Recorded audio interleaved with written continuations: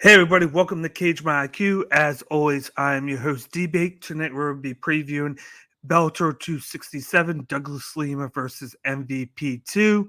This is going to be a great rematch from a fight in the Grand Prix that saw Douglas Lima shock and upset MVP in their first matchup. So here they're going in the rematch over in London where MVP is from. But before we get going with that, as always, this is Cage My IQ, the best place for MMA content. You can follow us on Instagram, Twitter, YouTube, and Twitch at the handles to the left. Don't forget to subscribe to the YouTube channel at First First. Hit the subscribe button, hit the notification button so you don't miss any of our new videos that we put out, and hit the like button on this video and give us a comment and let us know who you think's going to win at Bellator 267 this Friday night on Showtime, as always. But let's get started with the action right now. As the first matchup on this card, we got Yves Landu going up against Tim Wilde in a lightweight matchup. This is going to be a really fun matchup right here, just for the fact that you got Yves Landu, who throws a lot of leg kicks and likes to fight from kickboxing range. He can hit you with knees, he can hit you with elbows, flying knees, the three different style of kicks. Whereas Tim Wilde likes to fight in the pocket. He's a better striker. He likes to pop you with the jab, pop you with the overhand left and rights, get you with volume there. And the way this fight's going to go and be dictated is whoever gets their game plan going. If it's by kickboxing range, it's going to favor Yves Landu because he's going to be able to throw all the different arsenal of kicks and knees and whatnot, and he won't have to contend with the close contact that Tim Wilde will want to do.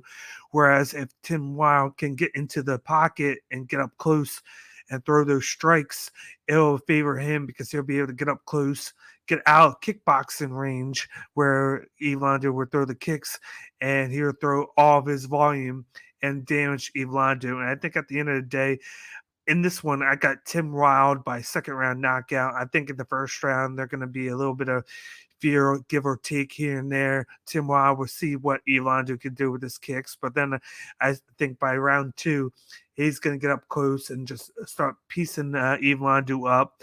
And Landu won't be able to throw a lot of what his arsenal has to handle. And I think Tim Wilde would catch him with the left hook, put him down, and finish him by second round knockout. So for this lightweight matchup, I got Tim Wilde defeating Yves Landu by second round TKO.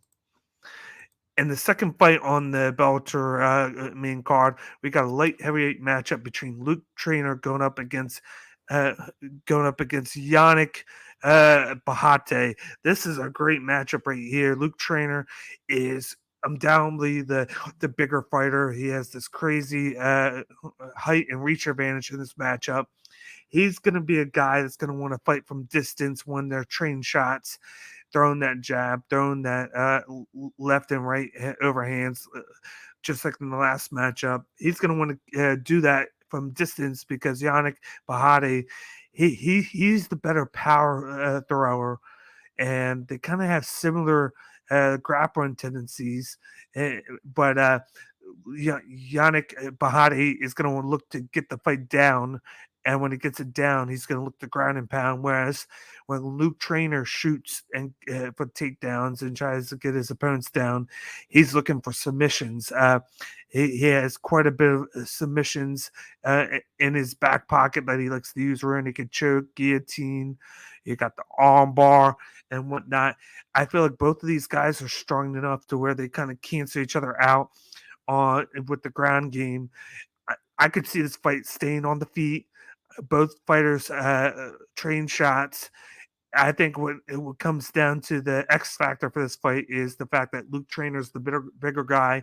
He can kind of fight farther distance away than Yannick will have to. Yannick will want to get up close and throw his power shots, whereas Luke Trainer will look to stay from distance, throw that jab, uh, moving backwards, and then just throw some kicks at him. And at the end of the day, I got Luke Trainer by unanimous decision victory over Yannick Behati. I think there's a play though for Luke Trainer to win by rear naked choke. if the fight actually goes to the ground, but I don't think it gets to the ground. I think it stays standing majority of the time, and that's why I got Luke Trainer defeating Yannick Behati by unanimous decision victory in this matchup. In the third matchup on the main card, we got a featherweight matchup between Rob Whiteford versus Andrew Fisher. These guys are very similar style-wise, whereas they're good on the ground, they're good with the wrestling. They are both good with the striking. They have similar outputs where they look to pressure their opponent, move forward, get them up against the cage, and just start throwing strikes at them. The one difference in this fight, though, is Robert Whiteford and his knack for getting takedowns and getting the fight to the ground for ground and pound. I think Andrew Fisher can get the fight to the ground, but he's more of just somehow getting the fight to the ground. And when they're on the ground, he's really good with transitions and strikes in the ground and pound. Whereas, like I said, Robert Whiteford has ways to get his opponents down. He usually gets like one or two takedowns a fight that he looks to do. And then with that, it's easier to control your opponent there.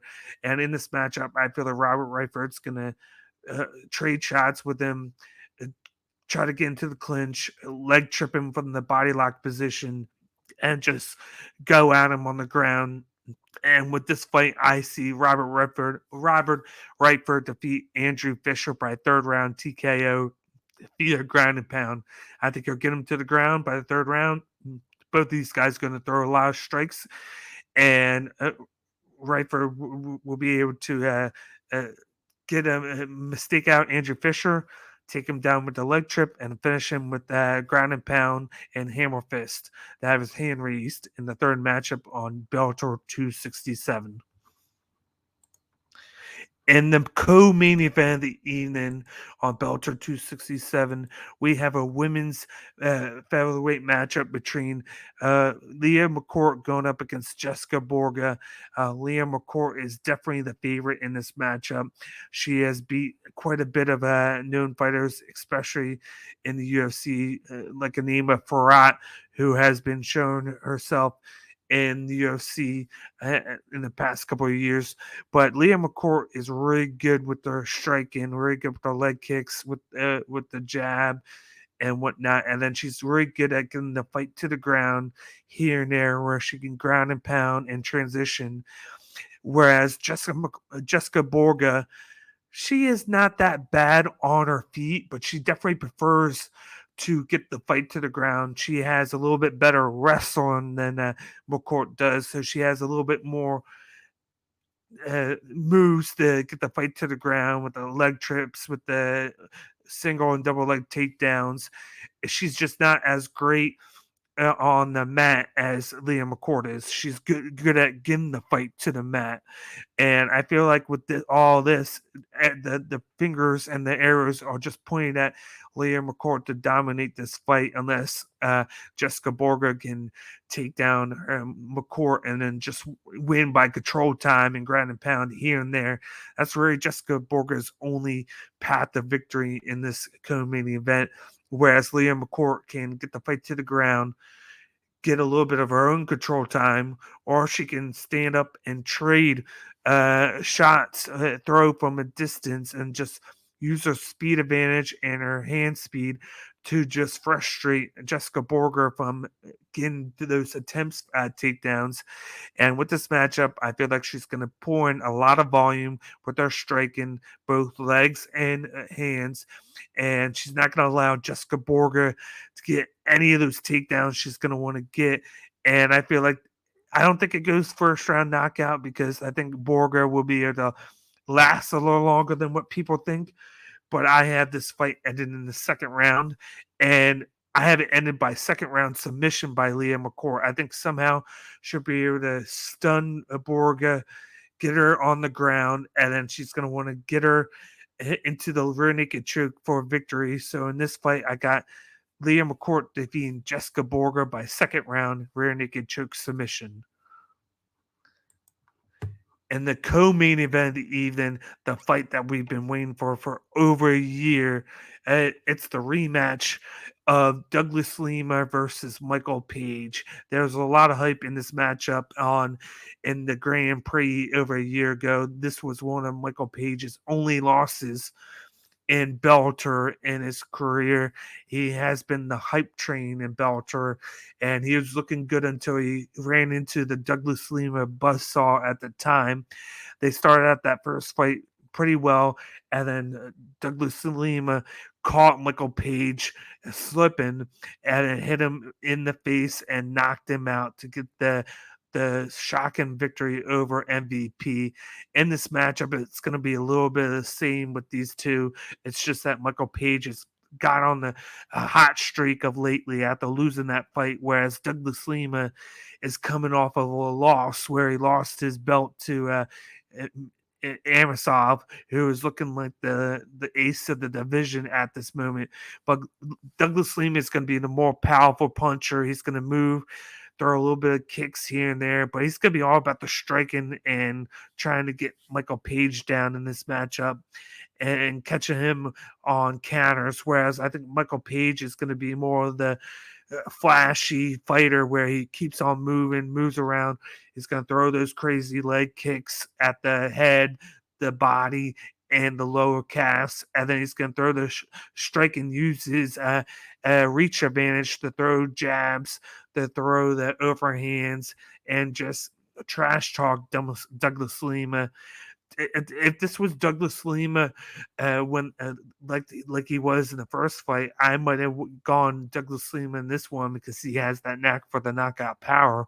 I just haven't seen a good Douglas Lima in a while because in his last fight he just got dominated by the sambo wrestling of Amasov, where he got nothing going. He got dominated for 5 rounds. He got controlled on the ground. That won't happen this fight because Michael Page doesn't do much of the grappling that Amasov does, but he's going to be able to get the movement going. He's going to be able to fight from kickboxing rage, those leg kicks going early, throwing at him, pressuring Douglas Lima so he doesn't get those knockout shots going. And I think he learned from that fight where he has to be more focused and not kind of fool around too much early on with his trash talking, because Douglas Lima is a guy that will capitalize on those mistakes. Either come in focused, he'll come in with the pouring of the volume, and you're going to see him win by unanimous decision victory. I don't think Douglas Lima gets knocked out or submitted at all. I think he's too much of a pro and has too much IQ to let Michael Page knock him out unless he actually does make a major mistake in staying in Michael Page's range too often, because Douglas Lima is going to want to move forward and keep pressuring Michael Page. But I think Michael Page would just circle around him, use his leg kicks to keep him at bay, just rack up the volume. And at the end of the day, I think he wins just by outpacing him and out volume him with the shots. So in the main event of Bellator 267, I got Michael Page defeating Douglas Lima by unanimous decision victory in London. That'll wrap things up with this Bellator 267 preview show by yours truly, D-Bake of Cage My IQ. As always, we got merch here on the Fighters First Network. As you see here, there's different shirts from the different spots of the website. We got the Art of MMA shirts collection. We got the Tune Up Crew with Brandon Catino collection with several shirts of his own. We got the Legendary shirts. We just came out with the Brian Pillman Loose Cannon shirt. And then, of course, as always, we got the Cage My IQ collection. All you got to do is scroll down to the Cage My IQ collection under fightersfirst.shop. Click it. Check out the shirt that we have in 3 different styles, plus the hoodie that we have. And just with it being fall nowadays, just let us know what you think. If you buy one of our shirts or anything from fightersfirst.shop, let us know at the socials on Instagram and Twitter at Cage IQ, and then at Cage My IQ under Instagram. Just let us know. Give us a shout out with the stuff that you got from us, and we'll give you a shout out on next week's show, right here under Cage My IQ. And then also check out our sponsor at High Tide Herbal. Use promo code Cage My IQ 10 at checkout to receive 10% off your next purchase. Cage My IQ loves High Tide Herbal. The owners at High Tide Herbal, they specialize in speedy recovery, and they use CBD oil in all their products. And then what they do and what they want to do is catered around athletes and them recovering faster than they can normally. So once again, check out High Tide Herbal at hightideherbal.com. Check out all the products that they have on there and use promo code CageMyIQ10 at checkout to receive 10% off your next purchase. That wrap things up with this Bellator 267 preview show by yours truly, D-Bake. Tune in next week as we give you the usual preview and recap shows, and check out the upcoming interviews that we have in the future. But that'll wrap things up, and I will talk to you guys later. Have a good night.